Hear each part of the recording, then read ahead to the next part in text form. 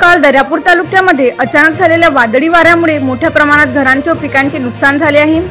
दर्यापूर तालुक्यातील रामतीर्थ येथे प्राथमिक आरोग्य केंद्रावर लावण्यात आलेला सौर ऊर्जा पत्रा वादळी वाऱ्यामुळे उडून गेला। यात तब्बल 1 लाख रुपयाचे नुकसान झाल्याची प्राथमिक माहिती गावातील नागरिक गोपाल काळे यांनी दिली आहे। सुदैवाने यामध्ये कुठलीही जीवितहानी झाली नाही। तर तालुक्यामध्ये काही भागांमध्ये सुद्धा वादळी वाऱ्यामुळे लोकांचे व घरांचे नुकसान झाले, तर काही शेतकऱ्यांच्या पिकांचे सुद्धा नुकसान झाल्याचे दिसून येत आहे। त्यामुळे संबंधित नुकसानग्रस्त शेतकऱ्यांना नागरिकांना शासनाकडून आर्थिक मदत मिळावी अशी मागणी नागरिकांच्या वतीने करण्यात येत आहे।